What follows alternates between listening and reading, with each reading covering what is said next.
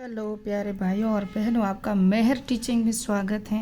आज मैं आपको पढ़ा रही हूँ। हमारा जो टॉपिक चल रहा है शिक्षा मनोविज्ञान के संप्रदाय, जिसमें से कल हमने 2 संप्रदाय पढ़े। एक तो संरचनावादी संप्रदाय पढ़ा, एक पढ़ा प्रकार्यवादी संप्रदाय। और आज पढ़ेंगे व्यवहारवादी संप्रदाय, इसकी जनक, इनकी पुस्तकें, इनकी विशेषताएं क्या क्या है, विशेषताएं, इनके जो समर्थक कौन कौन हैं। दूसरा संप्रदाय पढ़ेंगे समग्रवाद कहते हैं, इसे संज्ञानवादी कह दो, गेस्टाल्टवादी। तो इनका भी अर्थ पढ़ेंगे, मूल शब्द क्या है, मूल प्रतिपादक कौन है, संस्थापक कौन है, इनके जो सूत्र वगैरह है, किस पर प्रयोग किया था, कहाँ पर किया था, इसकी विशेषताएं, पुस्तकें। एक पॉइंट याद रखना, इनकी पुस्तकों से, इनकी विशेषताओं से बहुत प्रश्न आते हैं। तो विशेषताओं से आएगा या पुस्तकों से आएगा। और इनके संप्रत्यय 5 हैं, इन सबको पढ़ेंगे। व्यवहारवादी, जिसे बिहेवियरिज्म कहते हैं, 1913 में। यहाँ हम ये देखेंगे कि व्यवहार शब्द का पहली बार प्रयोग किसने किया था, इनके जो संस्थापक हैं फिर किसने किया, इनकी पुस्तकें कौन कौन सी हैं। इससे पहले जो संरचनावादी संप्रदाय हमने पढ़ा था, उसके अंदर हमने पढ़ा था जिसका हमने पढ़ा था कि चेतना का जो अध्ययन किया जाता है, उसके अंदर किसका अध्ययन होता था, चेतना का अध्ययन होता था। उसके जनक थे विलियम वुड थे, टीचनर थे, वो सब हमने पढ़ा था। उसके बाद हमने पढ़ा था प्रकार्यवादी संप्रदाय, जो हमने पढ़ा था ना, पहला ही संप्रत्यवादी जो नहीं सॉरी संरचनावादी संप्रदाय, उसका जो मूल विधि थी उसकी जो वो थी अंतर्दर्शन विधि कह दो, या अंतर्दर्शन विधि, जो आत्मनिष्ठ विधि, अपने आप की ही जो प्रशंसा वगैरह करते हैं ना, उस तरह से अंतर्दर्शन विधि पर आधारित थी। वो जो कहता था वही सही था, जो मैंने देखा, जो मैंने अनुभव किया देखा, सच हो चाहे झूठ हो, वही सत्य था।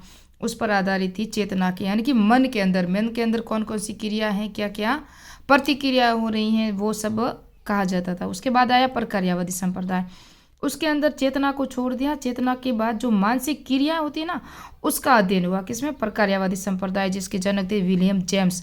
उनकी पुस्तकें मैंने पढ़ा दी हैं, principle of psychology, talk to teacher, शिक्षा मनोविज्ञान की प्रथम पुस्तक है टॉक टू टीचर, वो जो विलियम जेम्स की हैं, जो अमेरिका के मनोवैज्ञानिक, अमेरिका में शिक्षा मनोविज्ञान के जनक हैं। कौन है, विलियम जेम्स हैं।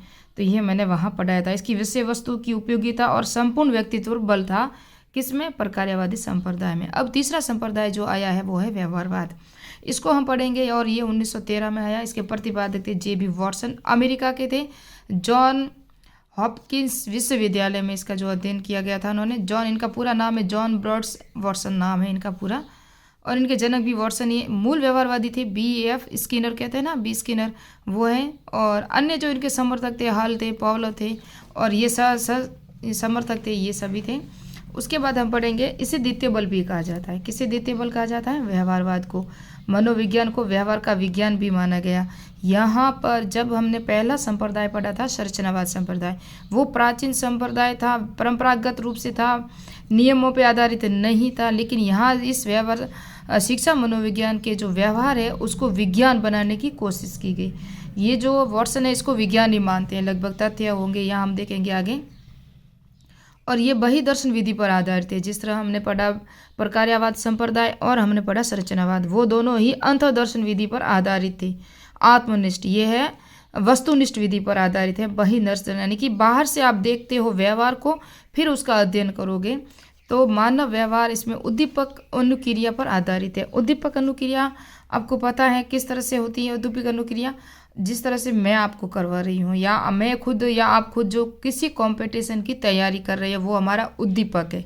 क्या है, किसी नौकरी, हमारा टीचर बनना उद्दीपक है, हमारा डॉक्टर्स बनना उद्दीपक है, IAS बनना उद्दीपक है, RS बनना उद्दीपक है। लेकिन उस पर पहुँचने के लिए जो हमें अनुक्रिया करनी है, हमें कौन कौन सी जो बाधाएं आएगी, क्या क्या हमें वस्तुएं चाहिए, कौन सी बुक चाहिए, कौन से नोट्स चाहिए। आजकल तो बहुत सारी कोचिंगें हो गई है, कोई कहता है स्प्रिंग बोर्ड, कोई कहता है कलाम, है ना, उत्कर्ष, बहुत सारे सोर्स हो गए ना। इस वजह से पढ़ाई का लेवल भी गिर रहा है, और आजकल कट ऑफ भी बिल्कुल कम जा रही है इसी वजह से। तो आप जो भी पढ़े ना, एक ही सोर्स पढ़े और उसे बार बार दोहराएं, चाहे कोई भी पढ़ो, कोई भी झूठा नहीं, प्रश्न सब जगह से आते हैं। तो अनुक्रिया करेंगे हम, फिर ही तो उद्दीपक तक पहुँचेंगे। तो इस पर आधारित है। इसकी जो पुस्तक थी, किसकी पुस्तक है ये, व्यवहारवाद, वॉटसन की पुस्तक है। इसमें कहा तुम मुझे कोई भी बालक दे दो, किसने कहा था, वॉटसन ने। मैं उसे डॉक्टर बना सकता हूँ, इंजीनियर बना सकता हूँ, IAS RS, या चोर भी बना सकता हूँ, अपराधी भी बना सकता हूँ। इन्होंने मेन पॉइंट ये कहा है कि व्यवहारवाद या वातावरण, इन्होंने वातावरण को महत्वपूर्णता दी है, न कि वंशानुगत। कहते हैं ना कि इसके जो बाप दादे कर रहे थे ये भी खेती ही कर रहा है, कृषि में होते हैं ना। आज के आपको जैसे कि कोई माँ, मैं भी हूँ ना, मैं भी बच्चों को कभी कभी ताना देती रहती हूँ। हर कोई माँ भी देती है, कभी बाप भी देता है। कहता है, कोई कहता है मामा पे गया है, कोई कहता है चाचा पे गया है या काकू पे गया है, कोई कहता है दादा पे गया है। तो इस तरह से क्या हुआ, ये वंशानुगत हो गया। तो वंशानुगत का बच्चों पे असर होना ही वंशानुगत है। लेकिन ये जो वॉटसन महोदय हैं ये कहते हैं इसका कोई असर नहीं होता, बच्चे को आप जैसा वातावरण दोगे वैसा ही बनेगा। आप शिक्षा का वातावरण दोगे तो वो टीचर्स यानी कि एजुकेशन करेगा, आप उसे लड़ाई झगड़े का अपने परिवार की जो संस्कृति होगी, संस्कार होंगे, आपके घर का जो माहौल होगा वही आप पर बच्चे पे पड़ेगा। आप बच्चे को कोचिंग भेज रहे हो, पढ़ाई से लेवल ही बातें कर रहे हो, आप आजू बाजू की घर की जो किस्से वगैरह होते हैं ना, आप किस्से वगैरह होते हैं वो करते रहोगे ना, तो बच्चे भी वही करेंगे। इसलिए कह रही हूँ, जिंदगी के पन्ने सबके समान है। आप किसी पर कोई ताना मत कसो, आप अपने लाइफ पे ध्यान दो, अपने लाइफ को किस तरह से जीना है। आप किसी को कुछ नहीं कहना, अपने आप पर ध्यान दो, अपने आप को निखारोगे तो ज़िंदगी में सक्सेस हो जाओगे। और बच्चों को भी वही वातावरण देना अगर बच्चों को सक्सेस देखना चाहते हो तो। वॉटसन ने आत्मनिष्ठ आंकड़ों के स्थान पर वस्तुनिष्ठ आंकड़ों का बल दिया।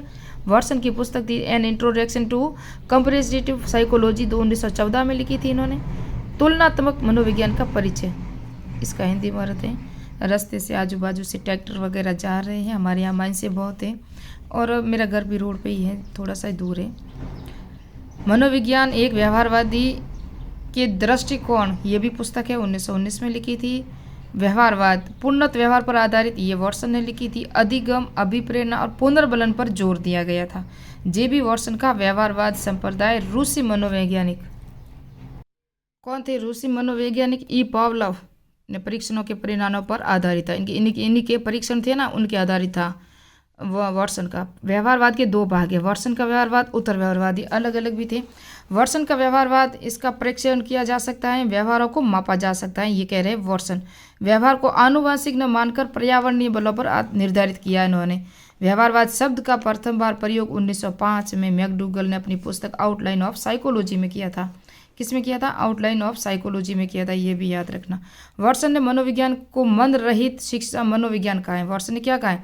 इसके अंदर मन नहीं है, शरीर को ही, क्योंकि वे शरीर के अस्तित्व को ही मानते हैं, मन को नहीं मानते। मस्तिष्क को उन्होंने रहस्य बॉक्स कहा है। और आरंभिक व्यवहारवादी एम.पी. विस, लेगले, हंटर, हॉस्ट और उत्तर व्यवहारवादी गुथरी थे, हॉल थे, टॉलमैन, स्किनर, फेंटर, बांडूरा, ये सभी उत्तर व्यवहारवादी। उत्तर व्यवहारवादी या व्यवहारवादी, इन्होंने पुनर्बलन पर जोर दिया। इन्होंने व्यवहारवादियों को ब्लैक बॉक्स की संज्ञा दी थी। इन्होंने क्या दी थी? ब्लैक बॉक्स की। ये है समग्रवाद या गेस्टाल्टवाद। इसको नेक्स्ट पार्ट में पढ़ेंगे क्योंकि वीडियो बहुत बड़ा हो रहा है, तो नेक्स्ट पार्ट में पूरा का पूरा इसको करेंगे। मेरे चैनल को प्लीज़ सब्सक्राइब कीजिए, लाइक कीजिए, कमेंट कीजिए। आपको किस तरह के वीडियो चाहिए वो भी मुझे बताएं।